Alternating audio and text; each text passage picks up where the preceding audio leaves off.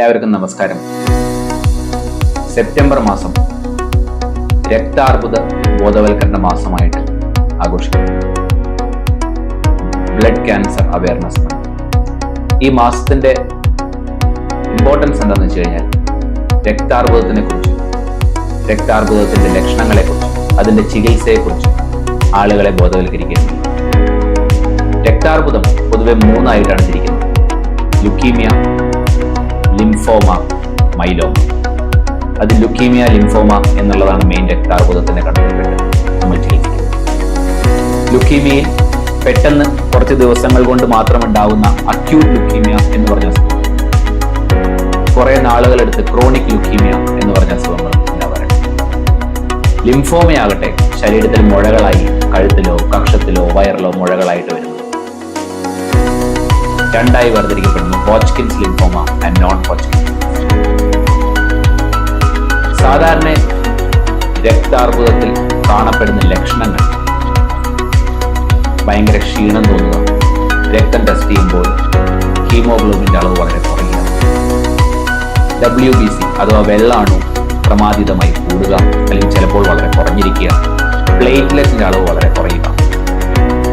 അതിന്റെ പുറമെ ഞാൻ നേരത്തെ പറഞ്ഞ മാതിരി ശരീരത്തിൽ കഴലകൾ വീങ്ങുക, വയറിൻ്റെ ഉള്ളിൽ പ്ലീഹ എന്ന് പറഞ്ഞൊരു അവയവം വീങ്ങുക, പിന്നെ അപൂർവമായിട്ട് വിട്ടുമാറാത്ത പനി, വെയിറ്റ് കുറഞ്ഞുകൊണ്ടിരിക്കുക, ഭാരം കുറയുക, അല്ലെങ്കിൽ പല്ലിൻ്റെ ഉള്ളിൽ നിന്ന് രക്തം വരിക, അല്ലെങ്കിൽ വേറെ ഭാഗങ്ങളിൽ നിന്ന് രക്തം പോവുക, രക്തസ്രാവം ഉണ്ടാവുക.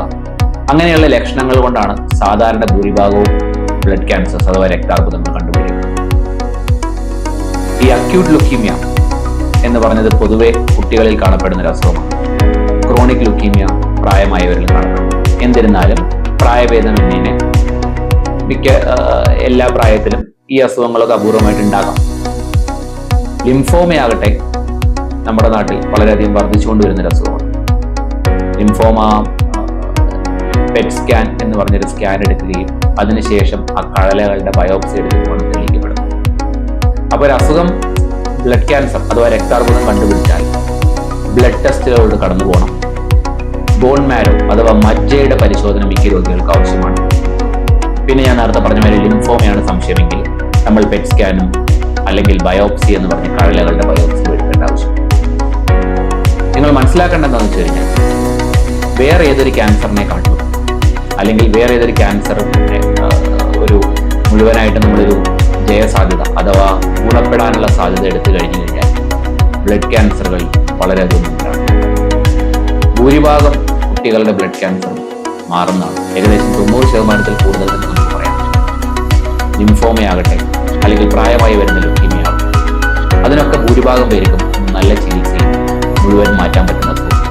നമ്മൾ ബാക്കിയുള്ള ക്യാൻസറുകളൊക്കെ സ്റ്റേജ് പറഞ്ഞ് നമ്മൾ പ്രത്യേകിച്ചൊന്നും ചെയ്യാനില്ല എന്ന് പറയുന്ന മാതിരി ബ്ലഡ് ക്യാൻസറിൽ അതിന് സ്റ്റേജിൽ ഭയങ്കര പ്രസക്തിയില്ല. 1ാം സ്റ്റേജിലാണെങ്കിലും 4ാം സ്റ്റേജിലുള്ള ലിംഫോമയാണ് ഭൂരിഭാഗം പേരും ചികിത്സിച്ച് മാറ്റാൻ പറ്റും. ഈ പറഞ്ഞ രോഗലക്ഷണങ്ങളുടെ സംശയമുണ്ടെങ്കിൽ ഡോക്ടറെ കാണുകയും അതിനേക്കാട്ടിൽ കൂടുതൽ ഇങ്ങനൊരു അസുഖം കണ്ടുപിടിച്ചാൽ ഒരിക്കലും ചികിത്സ എടുക്കാൻ മടി തോന്നും. മെയിൻ ചികിത്സ കീമോതെറാപ്പി എന്ന് പറഞ്ഞ കുറച്ച് ഇഞ്ചക്ഷനാണ്. അതിന്റെ പുറമെ ആന്റിബോഡി എന്ന് പറഞ്ഞ പുതിയ കുറച്ച് മരുന്നുകൾ വന്നിട്ടുണ്ട്. അപ്പോൾ ആന്റിബോഡിയും കീമോയും കൂടിയിട്ടുള്ള ട്രീറ്റ്മെന്റ് ആണ് ഭൂരിഭാഗം പേരും കൊടുക്കുന്നത്. ചിലവർക്ക് റേഡിയേഷൻ എന്ന് പറഞ്ഞ ചികിത്സയുടെ സഹായം വേണ്ടി വരും. എന്നിരുന്നാലും പൊതുവെ ഒരു 3 മാസം 6 മാസം ചിലർക്ക് 1 കൊല്ലം അങ്ങനെയൊക്കെ ദൈർഘ്യം വരുന്ന ഒരു ചികിത്സയാണ് രക്താർബുദത്തിനുള്ളത്.